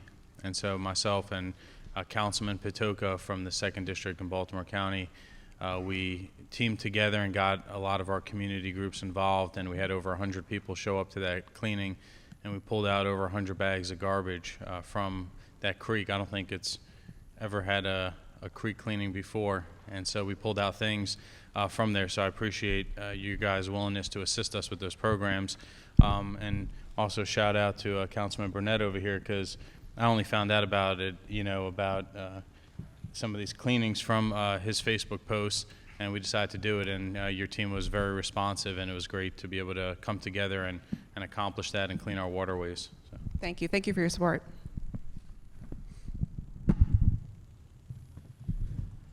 Colleagues, we're good with ECB and BCRP? Yes. Rebecca, you are fantastic. Thank you for everything you do. Bill, same goes to you and your team. Have a great evening. DPW, I'm sorry you're not going home with them. Thank you. I think they kind of Rebecca, you don't want to stick around? Thank you. Just leave us with Chalmers. We'll handle the rest. Okay. So, Dorsey, did you do your 2? You're good on solid waste? I have some others on solid waste. Did you do 2 already? I can't. We're gonna come back to you. I didn't get the Okay. question. Okay. Schleifer, you've got 1. Yeah. Here's my sheet. My question, first of all, thank you, Mr. Chalmers, for all your great work on the solid waste. We appreciate all you do for us, and you are very responsive, as Councilman Burnett said, and I do call you a lot, and so I appreciate that you still pick up the phone and get the things done. That's the most important. My question is around street sweeping. I mean, we've struggled with that, I think, this year. There's been just an uptick in, issues regarding that. I did a ride along. I thought it was pretty cool. You got some. It's cool how the whole process works. The question really is, how do we improve upon that and have like some more consistent cleaning and, reaching streets that just haven't been reached before? Thank you for the accolades, much appreciated. It goes back to hiring and maintaining drivers to man those vehicles. It's an ongoing challenge to make sure that there's a driver in every single vehicle. And when you have such a high turnover, you got to start the training process all over again. So, there are like 19 different routes. So when you get somebody new, it's a training process. One of the things we're working on is the routing software. So when we get new drivers, it's going to be an easy fix. But again, the big thing is hiring and retaining drivers. Right. And so have you guys ever looked at, and I think we brought this up a few years ago, some of those combos like the trash trucks and sweepers? Because the trash trucks essentially are hitting every single address in the city. So how we get that kind of blended together? We'll try. Well, a collection route is much different than a sweeper route, but it's something worthwhile looking into. Okay. If you can just explain for the class, what's the difference between some of those routes? So a sweeper route, a trash route navigates through the alleyways, tight, confined places. So it's a little difficult getting a vehicle such as a sweeper into the alley. But the sweepers mainly focus on major thoroughfares, streets and throughways. Gotcha. Okay. So is there something that we can be doing to, obviously other than, we don't have drivers on our Rolodex per se, but anything that we can be doing as a council to really change up that whole street sweeping program? Again, we're working diligently to change that program. We know exactly what we need to do. We have to get the resources and the funding to make it happen. But what you can help me with is just changing the overall mindset of individuals in the city on how they manage their waste. That's the big push. Let's not, have the trash and debris in the gutter in the first place. Let's not have it on the corner and illegally dumped. Let's train people on how to manage their waste, be more responsible. Right, and so I hear that. I think one of the, what I've heard a lot is that I think the previous administration had set a false expectation to the city when they were going around and talking about what their goals and plans were by saying that every single street was going to be covered, the previous mayoral administration. And so is there like an update or something of what is happening so we can go through our community associations and let them know to, I guess, adjust what their expectations are? That's a tough one. The expectation is to hit each and every street in the city, especially in the outer quadrants, at least twice a month. The central district, we're putting up street sweeping signage, so it's going to be mandatory that you move your vehicle. It's a combination of, again, the biggest problem, we're not showing up because we don't have the drivers and the trucks like we need. So when you don't show up, the folks in the quadrant system, they get tired of moving their vehicles because the truck's not coming. So we have to fix that on our end by hiring drivers, getting that navigational system in the truck, and being consistent. And until we, until we become consistent with the program, we're going to have this disconnect. So that's what we need to fix on our side.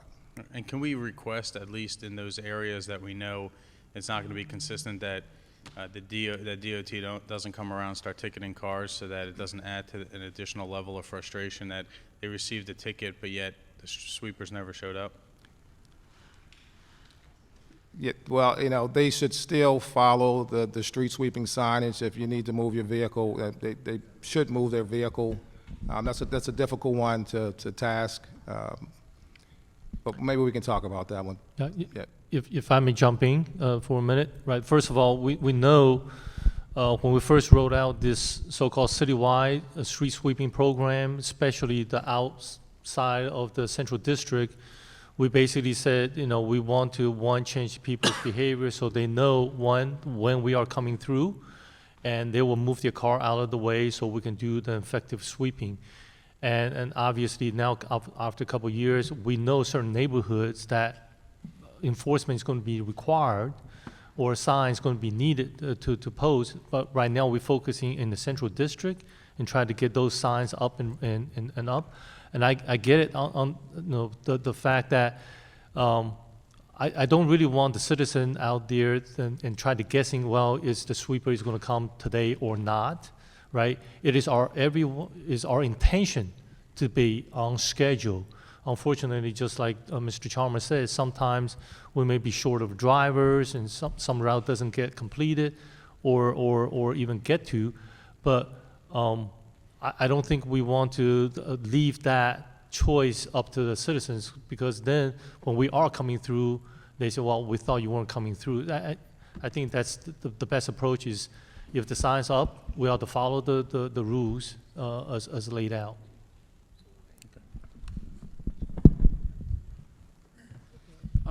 Quick follow-up from Sneed and then a quick follow-up from Dorsey. So I just wonder what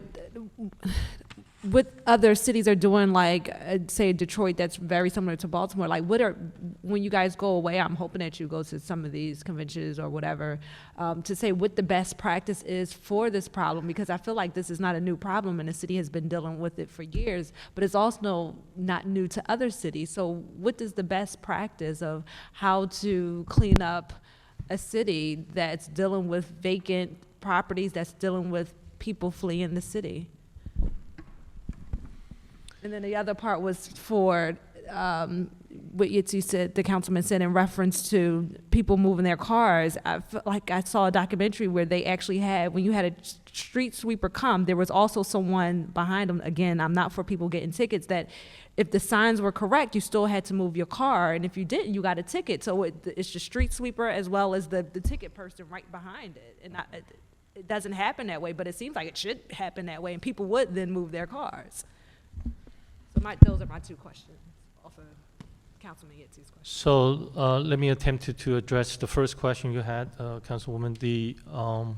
Yeah, there are best practices out there, and that's number of things that we have pushed out recently, such as municipal trash cans, the proactive right abatement. We talk about street sweeping. All these things are what other cities are doing. Now, every city has the various success in terms of each of the program. In our case, municipal trash can, we think is a pretty successful program. Street sweeping is something that we continue to struggle with it because, one, we don't have the signs up, and then it takes millions of dollars to get these signs made and then get installed. So we are, as I said, we are several years into this proactive street sweeping program, but we only in the first phase of installing these signs, and we are way behind in terms of resources and money to get these signs up, and because it's just going to take time. But obviously, in our opinion, at least in my opinion, is enforcement is needed. However, if we have our citizens that is passionate about keeping their city clean and their understanding they want their street to be swept, they do it without having been enforced. I think that's the long what I call a long-term strategy that can be sustained. And that's the reason why we rolled out when we first started the street sweeping, was to say, well, we're not going to enforce it, but we are working with the neighborhood citizens, neighborhood leadership, and give them these cardboard signs they can put in their lawns, so to continue to remind the citizens which day, at what hours the sweeper should be coming through. So so I would say, the responding to that is there is a soft side, which is the education, the culture change that we need to continue to push forward as a city. And of course, on the other side, we have more vacant lots and homes than ever. And as demolitions continue, we're going to get more lots that we, as a department, has to clean and care after. But our funding is pretty much steady. So, I mean, over time, we just slip further and further in terms of able to keep up with it. I guess when I say a different approach, though, that we've been dealing with this for a while, I feel like for a community, like I just came for a VRI walk, and it's frustrating for neighbors who are homeowners who have been there for years and they just have not good neighbors, I'll call it like that.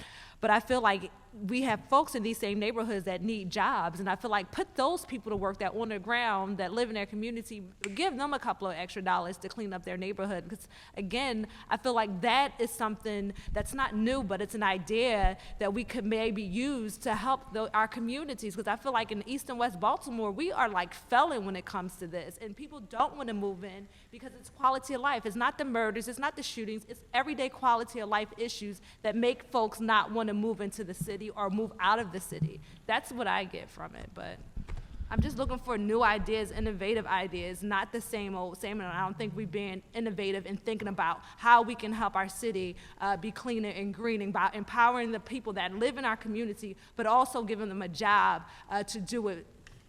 To me, that's innovative. But Understand. So I just want to say, at least our conversation with the budget office. I mean, it's I don't intend to throw Mr. Senemi under the bus, but the reality is this: our budget is giving us enough money to keep the lights on. That means whatever we're doing currently, that basically use up all the funding that's given to us. Now, if we want to shift in terms of strategy, we're either going to stop doing what we're doing now and shift that funding to do something else. I mean, that is the challenge that we're facing.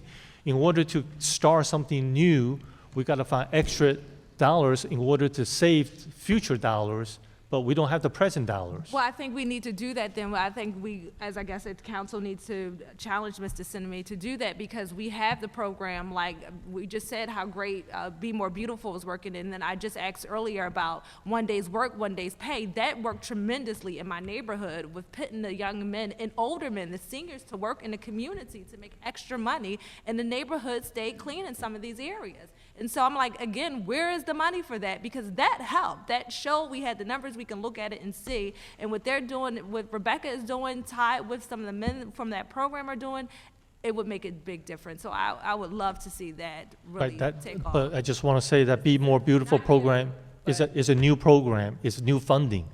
Yeah. Either I'm gonna lay off some employees, so in order to take the money and it's given out as a grant to the neighborhood.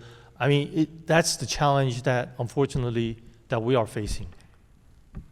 I don't want to see anyone lose their job. I just think we need all hands on deck. I'm done. I won't take up any more time.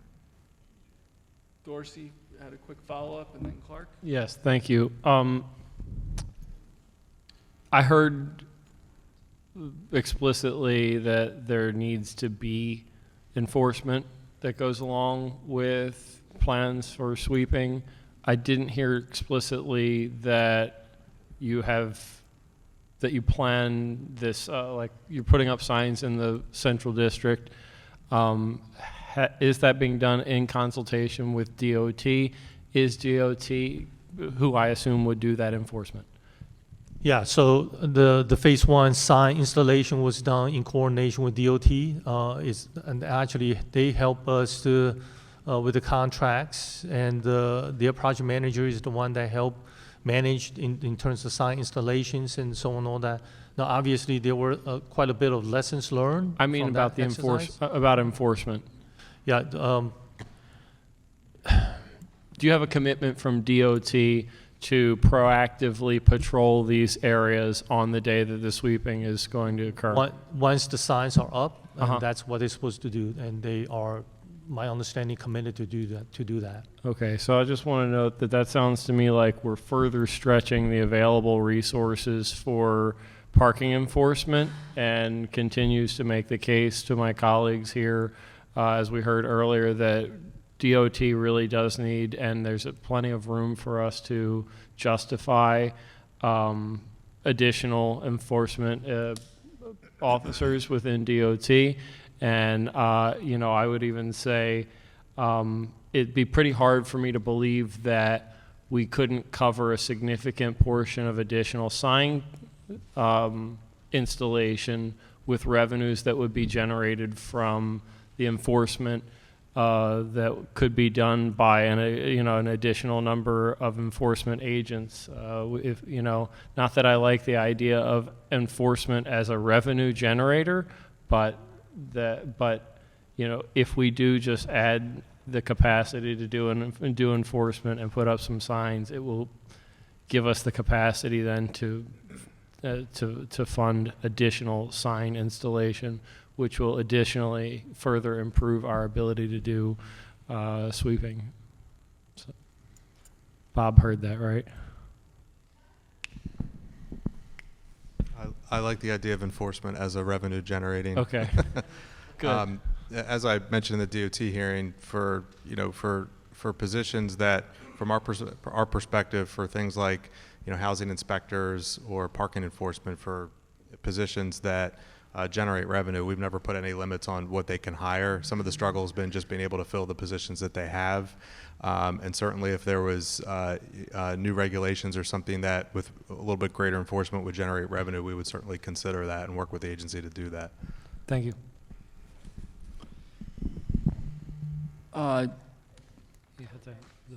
Bob, you remind me of Jim Carrey in that movie Yes Man at the beginning of the movie, where he frequently says no. Councilwoman Clark. Well, I was going to talk about, but I'm going to change what I was going to talk about. I was going to talk about thank you to Public Works Solid Waste for actually miraculous services day after day. I don't know how you do it. And I was going to say that I really wanted to talk a little bit about the fact that those services are being delivered while machines are falling apart that have to be repaired. So trucks are being serviced. Some absences are occurring. Every day's like a new adventure. What machine is going to work, and how many people are going to show up in a given part of that whole collection, solid waste collection process.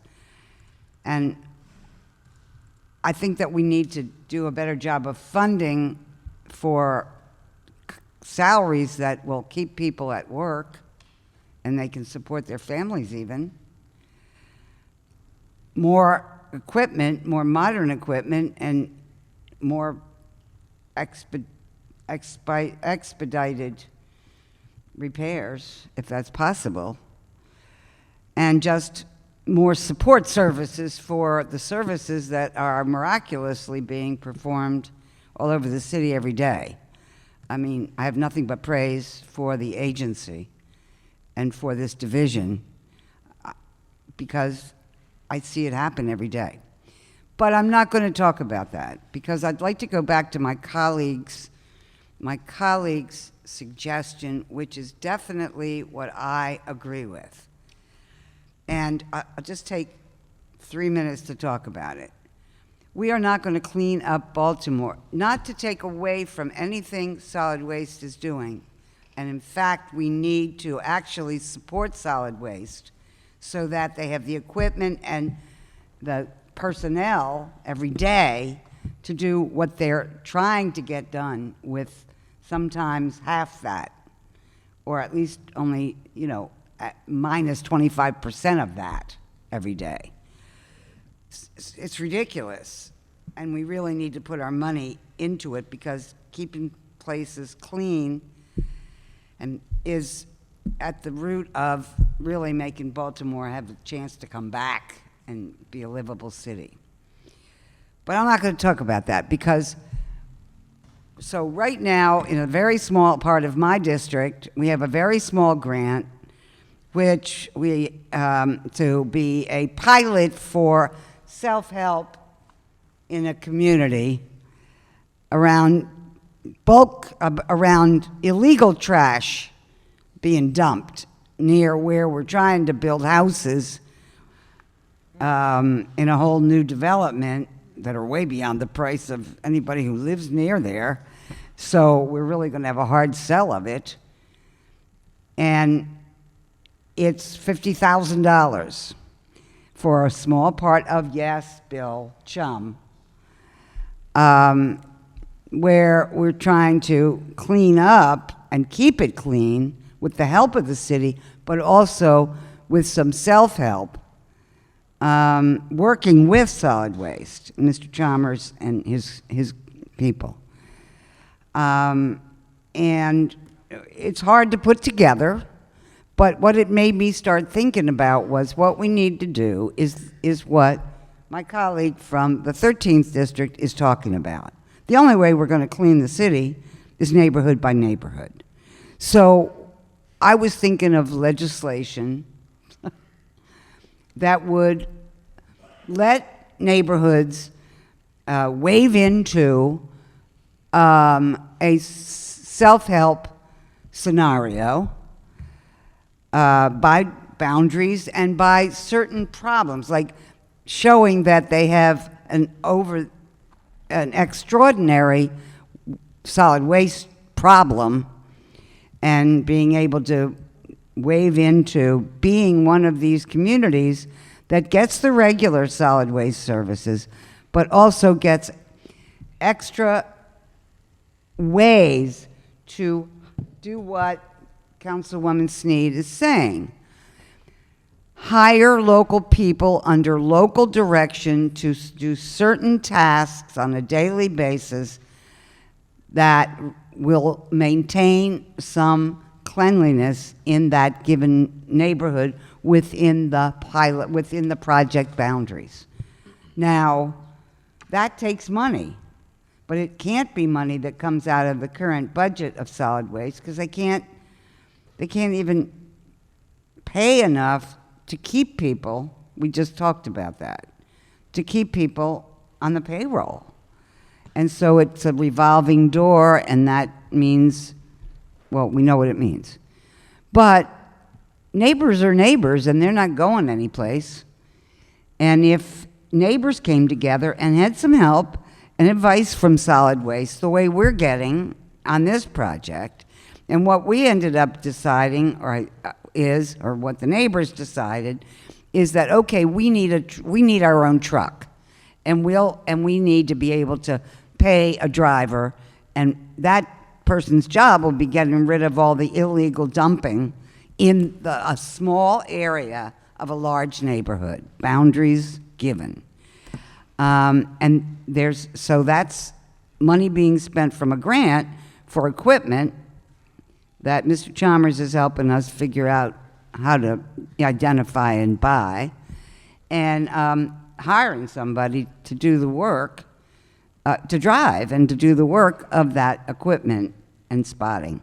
So that's a pilot.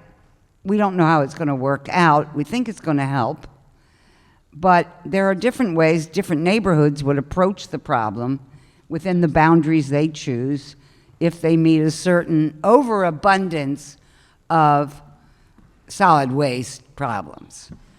Somebody would decide what that is, so that it's not every neighborhood in the city, it's the ones with these kinds of problems. And then find a budget so that we could afford to do what my colleague says, hire locals. and let the locals be responsible and held responsible or lose the contract in a year for what solid waste cannot already do, but what needs to be done to make and maybe cut the grass. So that's not a question. Do you have a question, Councilwoman? How soon can we do this? Excellent. Thank you.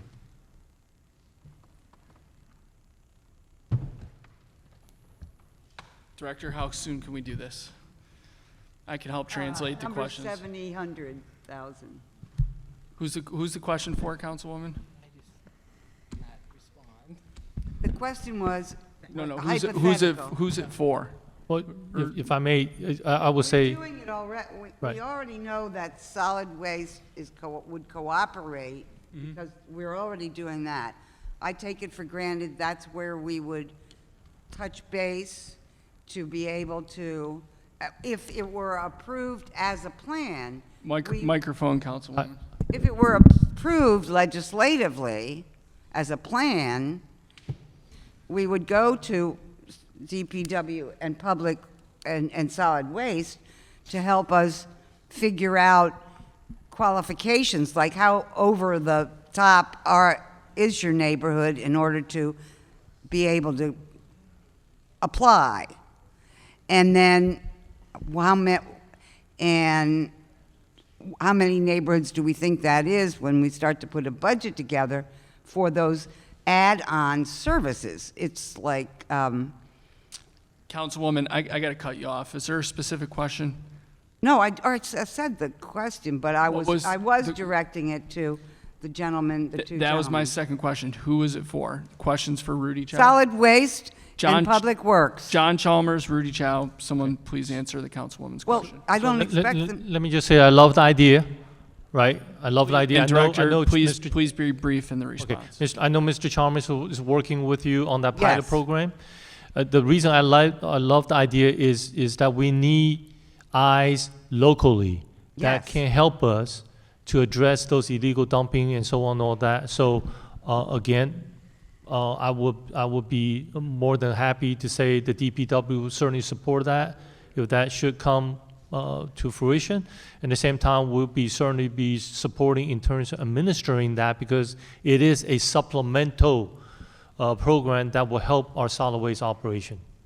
And we're already finding that out, and I would also say, of course, Mr. Senemy and Mr. Ramos would have to be involved as well, but more after we get the plan together so that you can look at what it is and say, oh my gosh.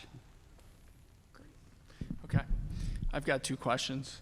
Number one, what's the percentage of DPW fleet vehicles sent in for preventative maintenance on time? I don't have that data in front of me. As far as I know, we're pretty good. We're not always perfect, but we're pretty good. I have a good. That's Okay. perfect. Can you get for me for fiscal year 18 and 19 percentage of DPW vehicles that were brought in for maintenance on time? And because I'm interested in understanding what the cost savings are if we're actually getting those vehicles in time, in time for maintenance. Will do. Thank you, sir. Second question. I've been trying to connect because of the email outage. This request is for rat rub out, which falls under you, Mr. Chalmers. Yes. 900 and 1,000 blocks of Heritage Crossing, 900 and 1,000 blocks of Heritage Crossing, odd sides, rampant with rats. My folks in Heritage Crossing are upset. Can you please help with that? I can. That kind of vaguely remember that I think we just did a blitz in that area, but I'll double check and I'll circle back to you. Thank you very much. Yes. Can you get back to me by Friday? Is that reasonable? Tomorrow. You are the man. Thank you. Have anything else? I can get back to you right now. We did it on the 21st. We did a blitz of the entire area. How long does that usually take to? Says like 21, Yvonne, 21-day cycle? What's the cycle? How long before we can get rat rub out there again? Okay. Yeah, I just got a couple emails today, so it sounds like it's still pretty rampant. How soon do you think we could get them out again? Well, they won't go out again for 2 weeks. We have to give the 2 weeks from the 21st? 21st. We have to give the employees a chance to work. Perfect. So that's about today, plus or minus tomorrow. Would it be possible to get them out on Friday? We'll take care of it. Perfect. Thank you. We are back to Henry. Thank you, Mr. Chair. So last month, May 4th, we had a hearing on composting in the Judiciary and Legislative Investigations Committee, I believe. I asked in 2011, Finance estimated it would cost $4 million for a composting facility to be built at Quarantine Road. Is there an updated estimate? The answer I was given that night, the answer I was given at the hearing was no, there was not an updated estimate. I asked, could we get an updated estimate, and could we get it by this budget hearing, which gave DPW and Finance a month to work on it, and everybody agreed that that was a reasonable amount of time. 2 days ago, this answer was sent back. DPW believes that finding adequate space for a robust compost facility at the landfill would be a challenge. There may be room at the closed Millennium landfill, but the cost will vary depending on the scale of the facility, the need to install utilities, the results of the borings and groundwater studies, etc. This is my favorite line. Building a city-owned compost facility on city-owned land would lower the cost, as there would not be the need to acquire land. A basic assessment may be done as part of the Food Matters project. City representatives made initial site visits to city-owned sites to create a list of potential locations for compost facilities. The Less Waste, Better Baltimore plan will provide recommendations regarding compost facilities. Now, if somebody had dug out the original estimate from 8 years ago and applied CPI to it or some other index for the increase in construction costs over the last 8 years and given me what that number would be today, that would be an answer.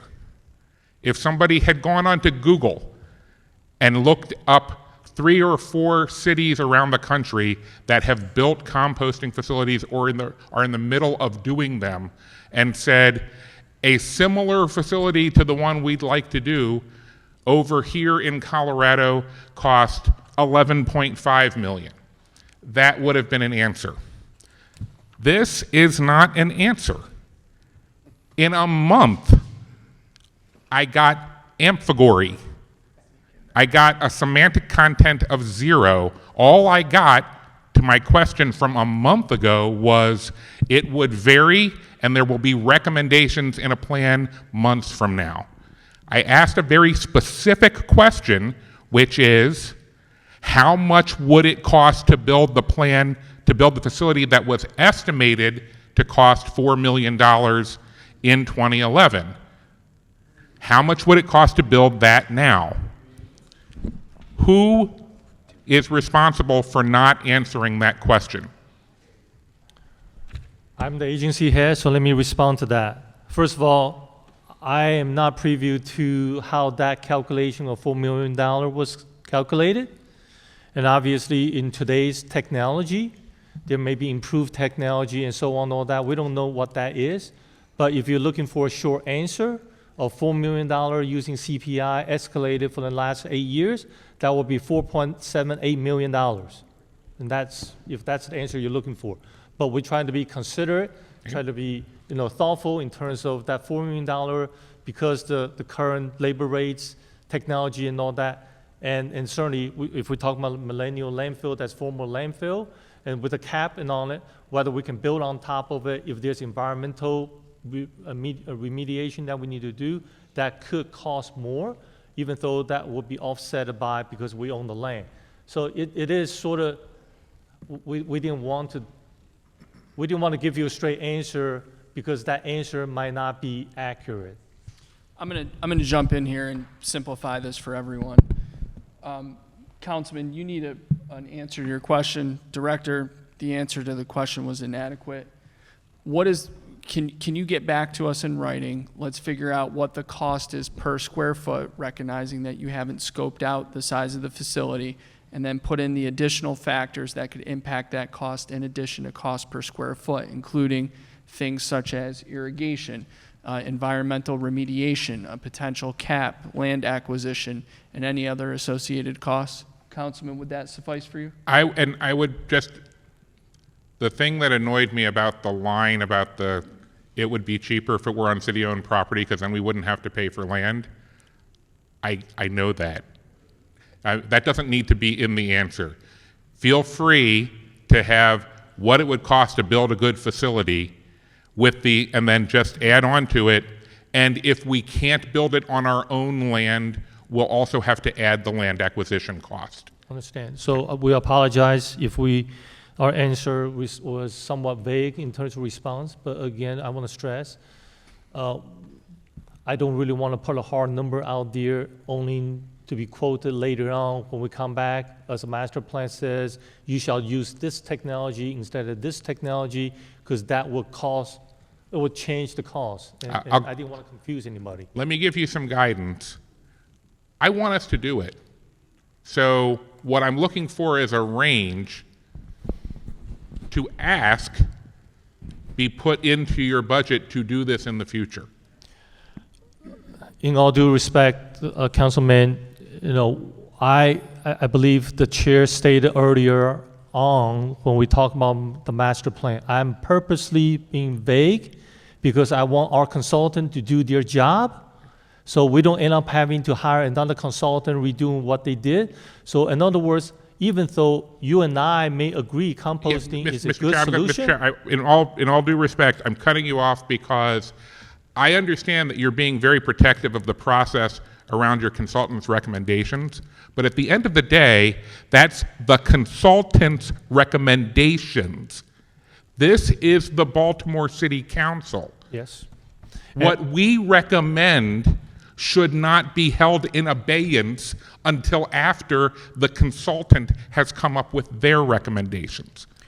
If at the end of the day, the mayor and city council will take your recommendations into account in deciding how we move forward, and your recommendations may be driven by the consultant's recommendations, and that is within your power. But that should not stop us from recommending what we think is best for the citizens of Baltimore. Please don't misunderstand what I was stating. You can certainly say composting, that we need the money in the budget and so on, all that. But what I said earlier was, whatever the outcome, the recommendation, I'm going to take it in front of this body because we as a city, we're going to need, this is not going to be a decision made by the DPW director alone. This is too important, right? Because we talk about the next 30 years. I want this to be a very thoughtful discussion and come to a conclusion, and then we appropriately budget it for at that time. But if you want to basically instruct us, go ahead and put some money in there because we believe composting is a likelihood in terms of outcome, we'll be certainly happy to do that. But again, that's something that Mr. Bob Senemy is going to have to chime in because he will require me to provide him with a real plan, a real budget in order for him to consider it to be inserted into the budget. I understood 100%. Mr. Chair, for my second question. Please. I feel like Mr. Chalmers may have been asked enough questions about street sweeping tonight, so I'm going to... You don't have to ask. So I'm not anymore. going to. Okay. I'm not going to ask about street sweeping. Instead, I would like to follow up on the chair's rat rub-out topic. Ms. Collins, I think now is the only remaining staff person who has been with me through it all. Mr. Chalmers is at least the second head of solid waste, possibly the third. I know we've been through 3 health commissioners and 3 or 4 legislative liaisons in the health department. since rat rub out moved from health to solid waste, and I took up the banner of trying to get the city to do proactive or opt out rat rub out. And by that, what I mean is right now, what happens is if I see, I'm sorry about this, if I see a rat burrow on my neighbor's yard and I call 311 and say, there's rats over in my neighbor's yards, there's a burrow, and they're running onto my yard. An inspector comes out, looks at my neighbor's yard, and goes, yep, there's a burrow. And then they go and they put a ticket on the door of the neighbor saying, please sign this form giving us the power to come onto your property so we can bait the rat burrow on your yard. And then we hope that somebody who is apparently okay with rat burrows in their yards will make the conscious, proactive effort to sign that form and send it back to us. And if they don't, it's simply abated in 311 because we wrote the note. Now, I don't know why we can't do what is done in other jurisdictions where they go on and they leave a note saying, we're coming back in X number of days to bait rat burrows. If there is a reason we should not bait your rat burrow, you have kids that play in your yard, you have pets that you let free in your yard, you are sensitive to rat poison. If there's some reason we shouldn't do that, please sign this form and send it back and we won't do it. But if we don't hear from you, we're going to come and bait that rat burrow. And I have now been trying for years to get solid waste, the health department together to do that and make that work. How can we make that work? Actually, that's a question that needs to be addressed to HCD because their inspector is the one that put that sticker on the door. I would say we as a department, DPW, is equally frustrated because we have a proactive rat rub out program in the public space. As our crews goes down the public street, we see burrows inside the private property, but yet we cannot go in there and bait it. And we know very well, even though we keep the public space clean and only for the rats to move from the private space into the public space, this question has been asked numerous times by myself because I say pretty much exactly the same thing. Why couldn't we just go bait it? And people worry about being sued. I would say, then sue us, right? But that's a question that HCD needs to address. Mr. Chair, Mr. Councilman. I would like to put on the list of requests a meeting with the appropriate staff from HCD and solid waste to ensure that we work out a solution for opt-out rat rub-out. So is this something that you're going to be convening or you're asking Jeff to convene? I think it would probably be best if the mayor's office convened this. Jeff, can you please?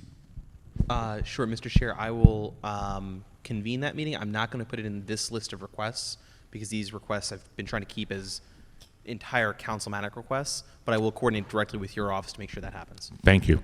Thank you, Jeff. Thank you, Mr. Chair. Okay.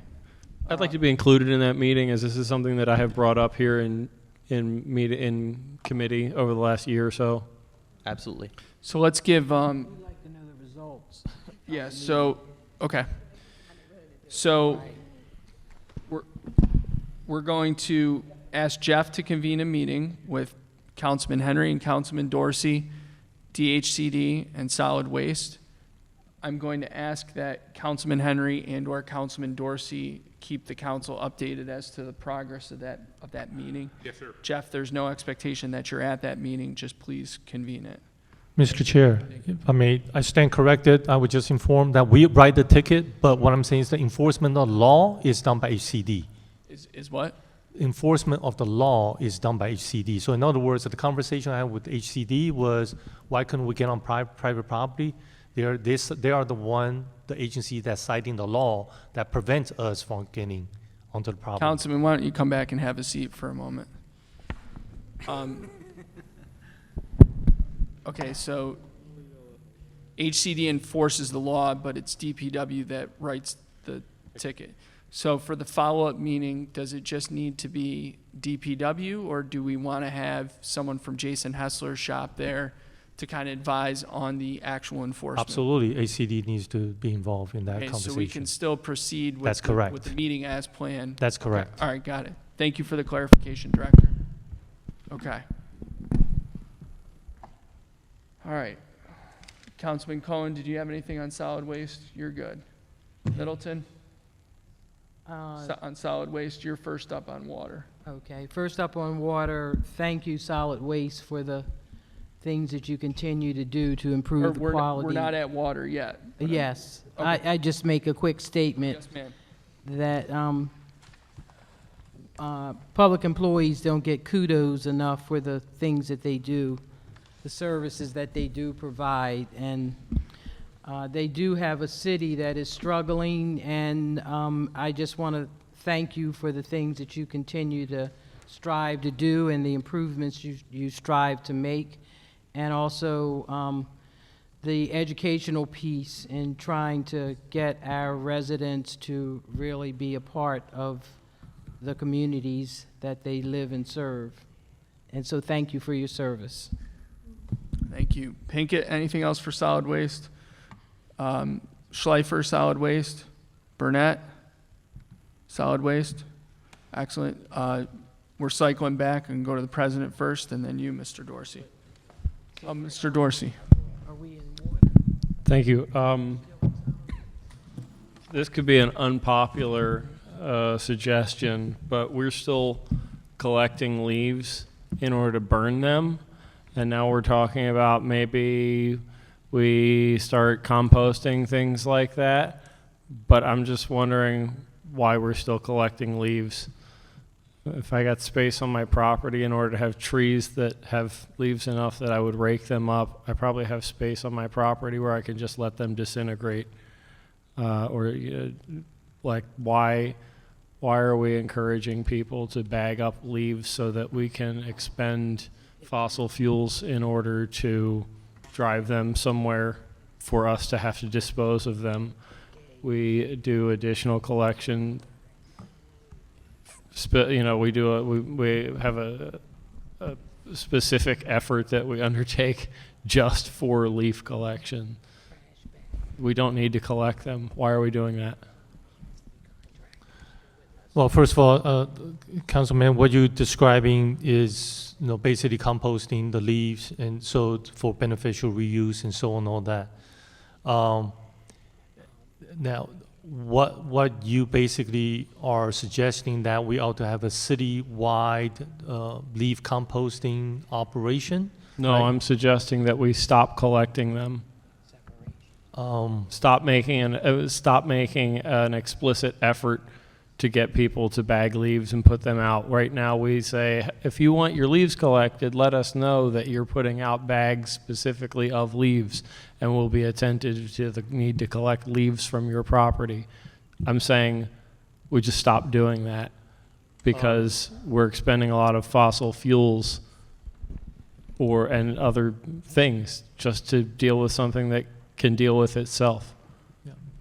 Well, without teeing up property, meaning, laid out the expectations so citizens understand, because not everyone perhaps may be on board with that concept. So what we end up with is leaf being kicked out onto the curb, eventually make its way onto the streets, eventually make its way into the storm drain, and then into the harbor and so on, all that. We don't necessarily disagree with you, but what I'm saying is that we are talking about a population of 210,000 households out there, and even though we might support the notion of leak composting, but then we got to make sure our citizens understand that we as a city are going to stop doing that. I mean, that's. I just think at a certain point, a beyond public what we- information campaign, in order to get people to change their behaviors, like around something like this, it probably costs us less than what we're doing, than what we're spending to collect them and burn them and such. Yeah, and yet at the same time, we are struggling with trying to tell people not to discard trash on the ground, keeping our city clean and all that. I'm just saying that is what you are describing is the cultural transformation. I would say I will personally support, and I think us as a department supports, but how do you actually practically institute that into the operation? That requires a lot more thoughtful considerations. I need to know that it's a part of our considerations. Then that's what I want to know, that this is a part of our considerations, how things like this, waste reduction, right? This falls under the category of not recycling or disposal, but waste reduction. That things like this that may require some changes in the way people think about what they expect us to do and what they expect needs to be done, that we are considering those kind of things. Is that within the scope of our solid waste, plans and considerations? Certainly. Okay. Thank you. Council President Scott. Thank you, Mr. Chair. Director Child, Mr. Chalmers, if anyone hasn't asked this already, can someone tell me how much a 3-person DPW solid waste crew costs versus a 4-person solid waste crew, and how much does a contracted 3-person crew cost, and what about a 4-person contracted crew? So for both city and contracted, what they cost, and how many vacancies there are in the Solid Waste Bureau.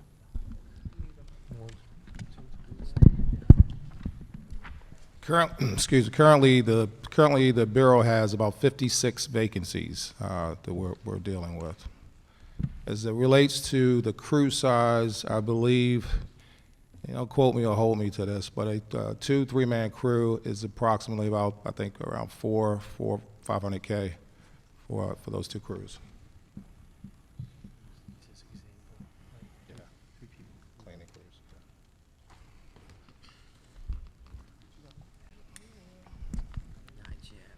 Yes, so we're talking about, so which particular function are we talking about? Are we talking about the mixed refuse operation, cleaning crews, the variety of crews? Or let's do both. Do both. So the cleaning crews, the estimated cost for the additional 3 crews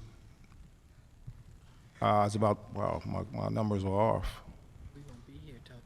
So for cleaning crews, it's $684,000 for, that's for the equipment cost and what the, but that's the equipment cost. Yeah, so yeah. Okay, see, I'm sorry. So my original numbers were right. It's about anywhere but $450,000 for 2-3-man crews. Thank you, sir. And my last question, Mr. Chair, is to follow up to that. Can we tell me how many people are on light or restricted duty because of a medical condition or some injury? Yeah, yes, there are approximately 13 and about 29 individuals on restricted duty, A-time and light duty. I don't have the breakdown as it relates to what particular positions they are. Mr. Amoroso, we make that a follow-up just to see how many folks from solid waste are on light or restricted duty, and which bureau they're in, but also what their functions are, and then also how long they've been that way. Can we ask about that altogether? I'm sorry, Councilman, what was that? I was going to say, how many vacancies does DPW have altogether? Can we ask that? Do you know that offhand? The vacancies, as it stands right now today, there are 56 positions vacant in the Bureau. And of that 56, there are 15 driver positions and about 10 heavy equipment operator positions. So we'll just do it for all vacancies, Mr. Amoroso. All light duty and restricted for the entire agency. Sure. And the length of their light duty. Yes, and let me discuss with you afterwards as well, just to clarify a little bit. Yes, sir. Thank you. I'm done, Mr. Chair, with solid waste. Anyone else for solid waste? Turn on the water. Thank you very much. Mr. Chalmers, thank you for everything that your team does. You are truly appreciated. I know you were working way under-resourced, and you guys somehow find a way to do a great job. I know we got progress to make, but please keep up the good work. We're going to take a 2-minute recess, and then we'll get into water.